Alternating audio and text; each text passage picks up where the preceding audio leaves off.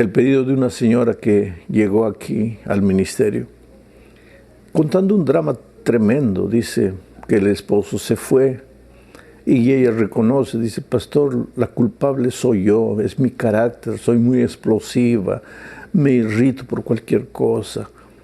Bueno, esta señora fue y visitó al esposo, lo encontró, le dijo: mira, dame una oportunidad, yo te prometo que mi vida va a cambiar, que voy a ser una mujer diferente, voy a ser la mujer de la cual tú te enamoraste un día. Y él simplemente le dijo: mira, ya te di tantas oportunidades, yo tengo derecho a ser feliz, yo no puedo convivir más contigo. Y la mujer está desesperada y dice: pastor, ¿qué hago con este carácter con el que nací? ¿Qué es lo que Dios puede hacer por mí? Bueno, la lección de esta semana responde lo que Dios puede hacer, no solo por esa señora, sino que Él puede hacer eso por cualquier ser humano que se siente perdido, se siente acabado, se siente destruido por el pecado, que tiene hábitos, vicios o deformaciones de personalidad, de carácter que no puede cambiar. Otro día un señor me dijo: mira, ya consulté tanto a los psicólogos, ya hice tantas terapias de psicoanálisis, reuniones, sesiones de psicoanálisis, nada cambia, sigo igual. El dolor está por dentro, la herida está por dentro. ¿Qué es lo que puede hacer Dios por nosotros? Bueno, la lección de esta semana responde, porque aunque fue escrita la epístola a los hebreos en tiempos antiguos, sus lecciones valen para nosotros hoy, ya lo dije muchas veces.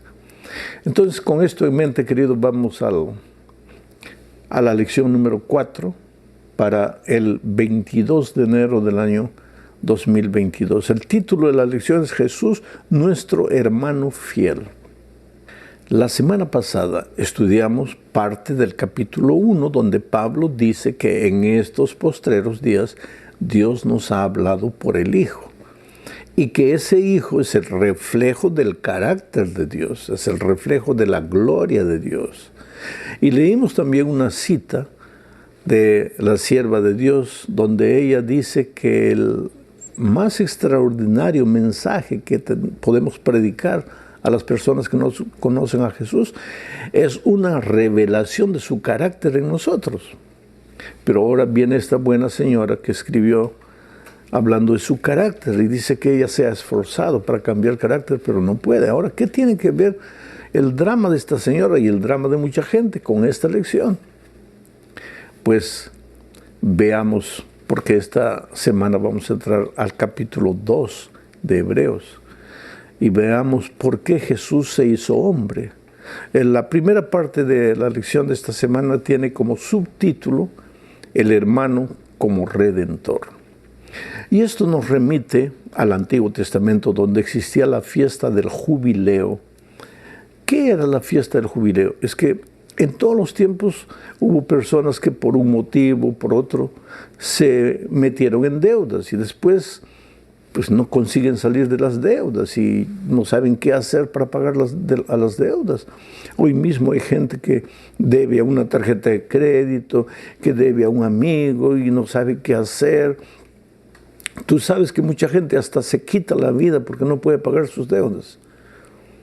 En la Biblia encontramos una experiencia en los tiempos del profeta Eliseo, de una mujer cuyo esposo había muerto dejándola con tantas deudas y la pobre no podía. Bueno, en Israel antiguamente, en los tiempos antiguos, también había gente pues endeudada que no sabía qué hacer. En Israel también. Entonces, esas personas... Dios es sabio, Dios no tiene que ver solo con la vida espiritual. Él se interesa en tus luchas, en tus deudas, en tu falta de empleo, en lo que estás sintiendo, los dramas de tu casa, tu familia, en fin. Dios proveyó esa fiesta llamada el jubileo, que se realizaba cada 50 años. En el año del jubileo, ¿qué sucedía? Todos los endeudados eran perdonados de su deuda. La deuda quedaba a cero, la vida financiera a cero. Se les devolvía las casas que habían hipotecado. A veces ellos mismos se habían ofrecido como esclavos. En el año del jubileo todo eso se perdonaba. estaban a cero. Ahora, si antes de que se cumplieran los 50 años, porque 50 años es casi toda una vida, si antes de ese tiempo, de los 50 años, apareciese un hermano, un familiar de sangre, y dijese, yo voy a pagar la deuda de este mi primo, de este mi hermano, dígame cuánto está debiendo que yo pago. Entonces, ese hermano era el hermano redentor.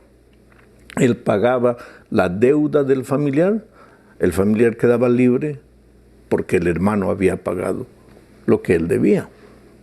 Ahora mira cómo Pablo en la epístola a los Hebreos usa la figura del hermano redentor para decir que nosotros estábamos en pecado, estábamos vendidos al diablo por causa de nuestra desobediencia. Nuestra vida no era una vida plena, era una vida de esclavitud y sin embargo el hermano mayor Cristo vino y nos redimió.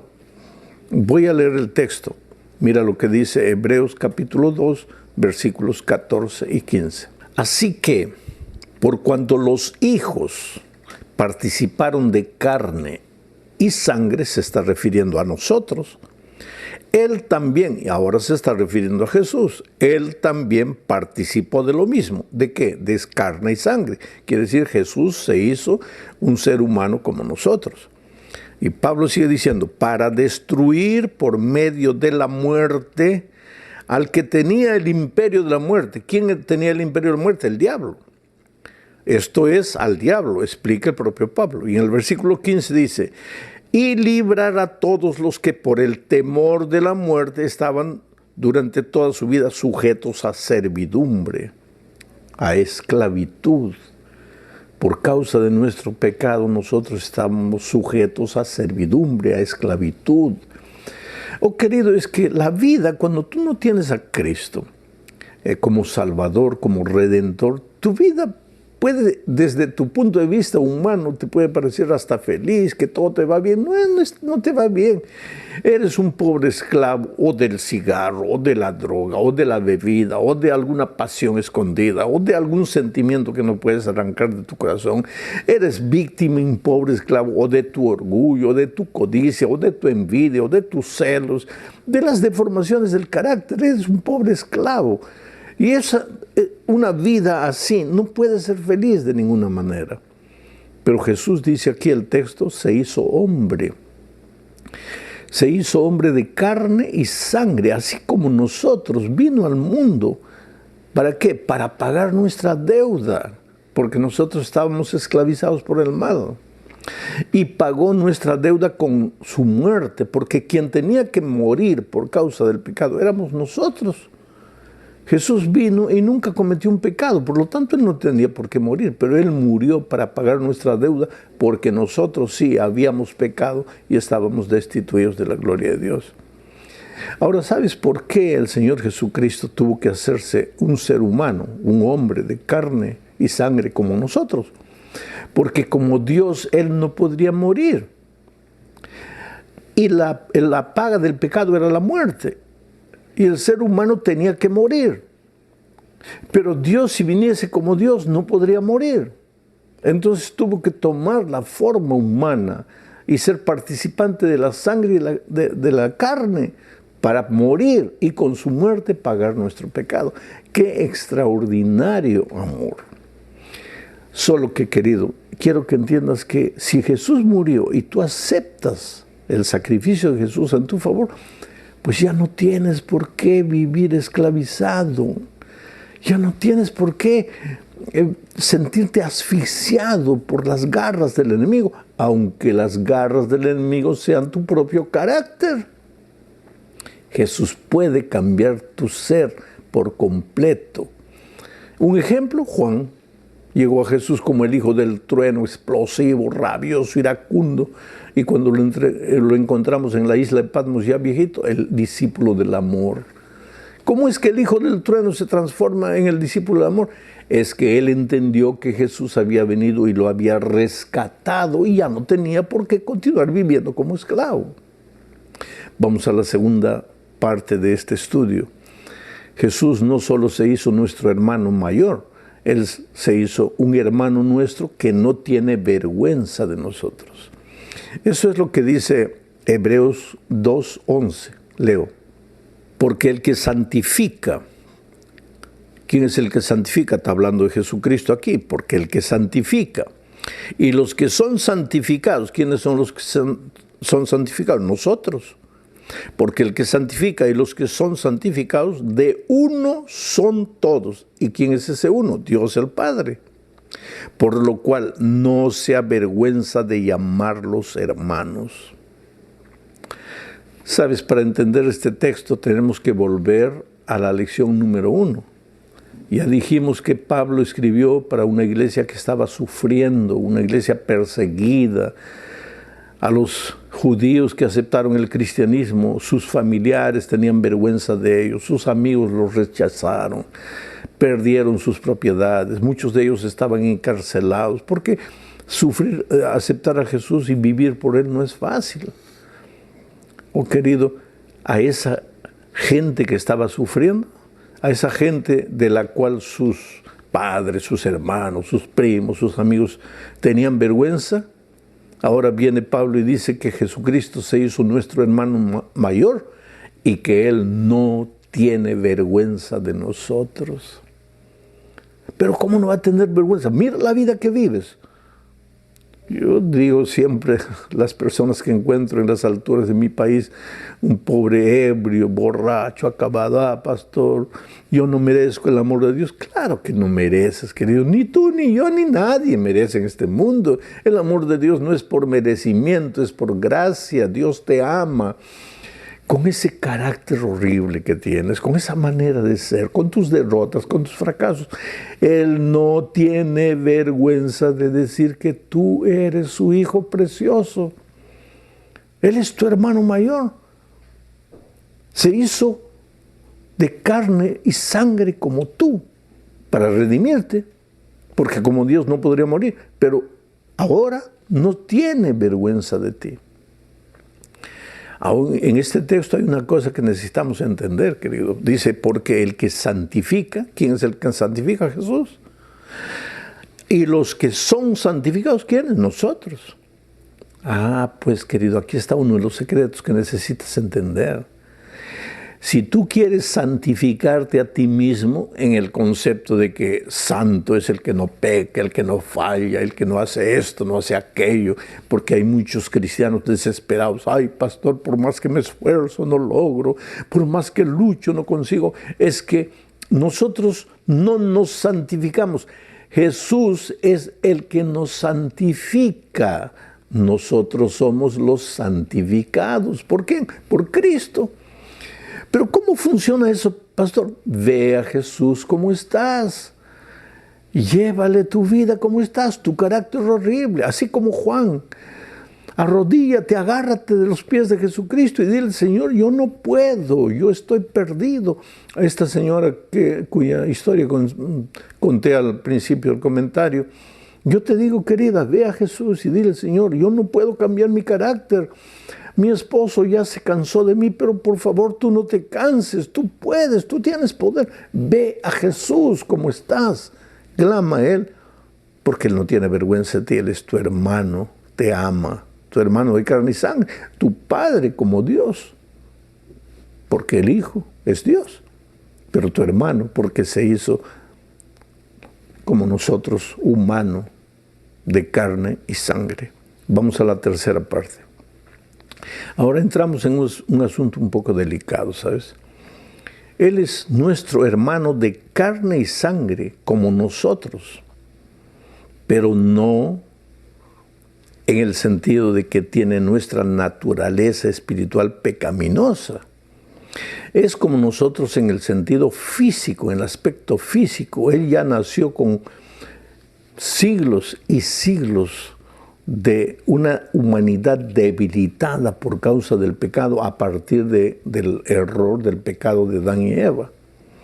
Él vino con los dolores propios de la naturaleza humana, con las consecuencias físicas de la naturaleza humana, pero no con las deficiencias espirituales que nosotros tenemos. Él nació en esta tierra con la naturaleza de Adán antes de que cayera en el pecado. la naturaleza perfecta, pero nació ya con las deficiencias físicas.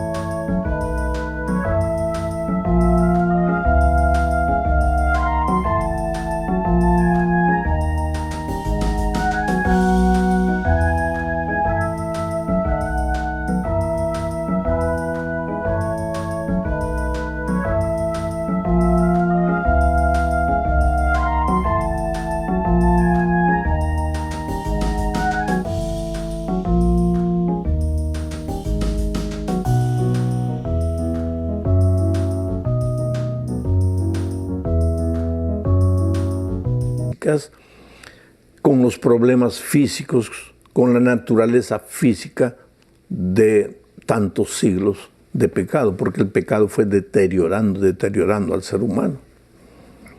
Vamos a explicar este asunto. Voy a leer Hebreos capítulo 2, versículo 14.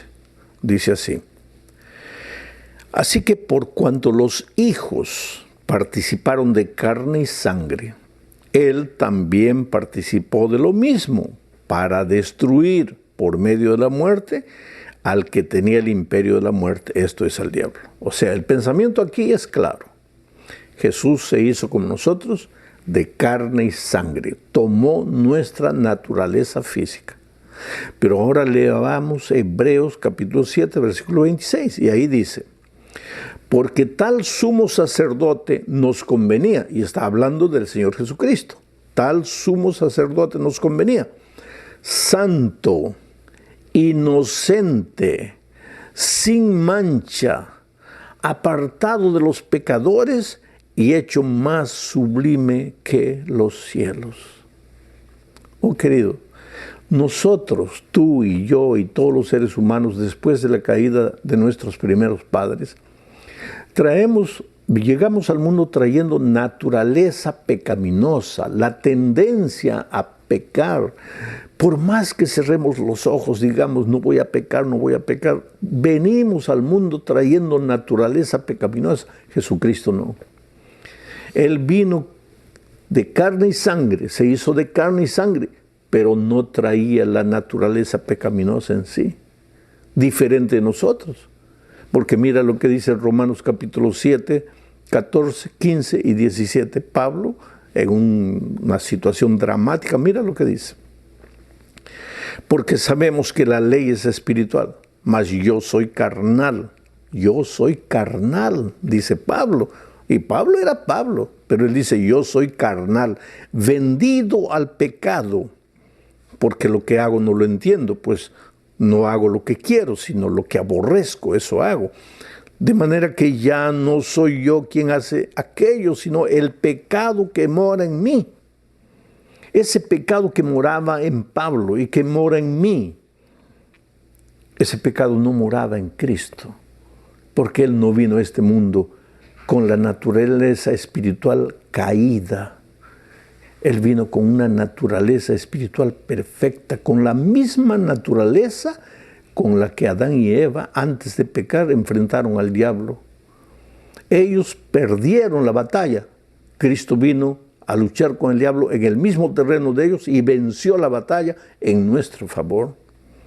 Mucho cuidado, querido, porque hay gente que enseña que nosotros, o que Cristo vino al mundo con nuestra naturaleza, con nuestras tendencias al pecado. Y si Cristo, en la opinión de ellos, con las tendencias al pecado que nosotros tenemos,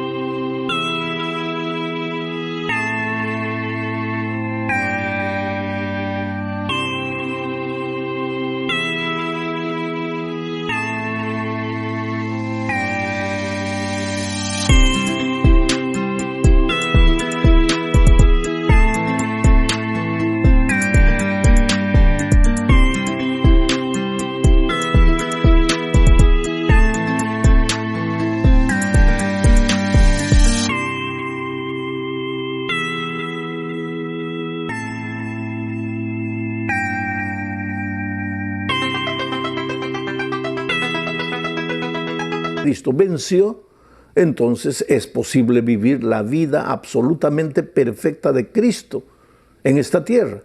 Y eso genera desesperación en los cristianos. Porque, queridos, nosotros tenemos naturaleza pecaminosa que Cristo no tenía. Y te voy a leer una cita del Espíritu de Profecía. Esto está en el manuscrito 94 de 1893. Dice así: Cristo no poseía la misma deslealtad pecaminosa, corrupta y decaída que tenemos nosotros, porque entonces no podría ser un sacrificio perfecto. Oh, queridos, si Jesús hubiera venido a este mundo trayendo la naturaleza espiritual caída, Él no podría ser nuestro Redentor, porque Él necesitaría de un Redentor. Entonces, mucho cuidado con decir que Jesús, como ser humano, era tan pecador como nosotros, pero que no pecó. No, Él era nuestro sacerdote, santo, inocente, sin mancha. Mucho cuidado con decir que Jesús tenía la naturaleza pecaminosa que nosotros tenemos. Vamos a la cuarta parte hablando del hermano perfeccionado a través del sufrimiento. Para esto leamos Hebreos 2:10. Dice: porque convenía a aquel por cuya causa son todas las cosas, y por quien todas las cosas subsisten, que habiendo de llevar muchos hijos a la gloria, perfeccionase por aflicciones al autor de la salvación de ellos. Entonces muchos pueden tomar este texto y decir así: quiere decir que el Señor Jesucristo necesitaba ser perfeccionado para cumplir su misión. Pero dice el texto: perfeccionase por aflicciones al autor de la salvación de ellos. Cristo fue el autor. En el consejo eterno del Padre, el Hijo y el Espíritu Santo para preparar el plan de salvación, el autor, uno de los autores era Cristo, la persona de Cristo. Entonces Cristo no tenía que ser perfeccionado en esta tierra, sino que al tomar nuestra carne y sangre, al vivir como un ser humano, porque ahí está el asunto. Cuando Cristo viene a nuestra tierra, hizo un pacto con su Padre, de que en esta tierra viviría como un ser humano normal, como un ser humano cualquiera, en el sentido de que sería tentado en todo, pero no usaría sus poderes divinos, no usaría sus poderes divinos. Por eso yo siempre digo que Cristo no fue tentado solo en todo lo que nosotros somos tentados. Cristo fue tentado más allá de lo que nosotros podemos ser tentados, porque además de todas las tentaciones que nosotros podemos tener, Cristo tuvo una tentación que tú ni yo podemos tener, que es la tentación de usar sus poderes divinos. Tú y yo no tenemos esa tentación porque no tenemos poderes divinos. Pero si Él en esta tierra usase sus poderes divinos, el diablo podría acusarlo diciendo que Él estaba viviendo en esta tierra usando sus poderes de Dios. No, se estaba disfrazando de hombre, pero no era hombre. Querido, Dios se hizo en Cristo plenamente hombre, sin pecado, sin la naturaleza pecaminosa humana, pero plenamente hombre. Y sin embargo continuó siendo plenamente Dios. Pero como hombre no usó nunca sus poderes de Dios. Y el diablo quería que los usase. Por eso en el desierto dice: si eres hijo de Dios, si eres hijo de Dios, si eres hijo de Dios, prueba, usa tu poder de Dios, usa tu poder de Dios. Jesús no usó sus poderes divinos. Vino a esta tierra para mostrarnos el camino de la obediencia. Ese es el último pensamiento que después vamos a estudiar, pero mucho cuidado, querido. Hay una cita del Espíritu de Profecía que voy a leer, y está en el Comentario Bíblico Adventista, página volumen 5, página 1102. Es la carta 8 de 1895, y dice así: sed cuidadosos, sumamente cuidadosos, en la forma en que os ocupáis de la naturaleza de Cristo.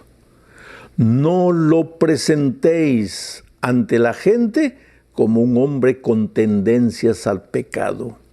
Él es el segundo Adán. Él es el segundo Adán. Cuidado. Él no tenía tendencias al pecado. Él vino como Adán antes del pecado. Él es el segundo Adán. Adán fracasó, Cristo venció al diablo en el mismo terreno. Ahora nosotros ya venimos al mundo trayendo la naturaleza pecaminosa. Entonces puede decir, pastor, entonces Jesús tenía ventaja sobre nosotros. No. Recuérdate que Él vino a este mundo y no usó sus poderes divinos para no caer. Adán podría, sin ser Dios, podría haber no caído en el pecado, pero por un misterio que nosotros no entendemos, Él cedió a la tentación y cayó con naturaleza perfecta. Ahora, después de Él, todos ya venimos al mundo trayendo la naturaleza pecaminosa, la tendencia. ¿Quiere decir que no podemos obedecer? Sí, podemos obedecer. Y justamente esa es la última parte del comentario de esta semana. El Señor Jesús como nuestro hermano y modelo. Para eso leamos Hebreos capítulo 11, versículos 1 y 2. Dice así. Por tanto, nosotros también, teniendo en derredor nuestro tan grande nube de testigos, despojémonos de todo peso y del pecado que nos asedia y corramos con paciencia la carrera que tenemos por delante, puesto los ojos en Jesús, el autor y consumador de la fe, el cual por el gozo puesto delante de él, sufrió la cruz, menospreciando el oprobio, y se sentó a la diestra de Dios. ¿En qué sentido Jesús fue nuestro modelo? ¿Tú te acuerdas que cuando Jesús estaba en esta tierra pasaba noches y noches orando? Jesús no vino a enseñarnos que tienes que obedecer. Claro que tenemos que obedecer, pero la lección de Jesús no es tienes que obedecer. La lección de Jesús es yo te voy a enseñar cómo obedecer. Y entonces tú le preguntas, Señor, ¿cómo es que tú pudiste obedecer siendo un ser humano? Y Él te va a responder, porque yo pasaba noches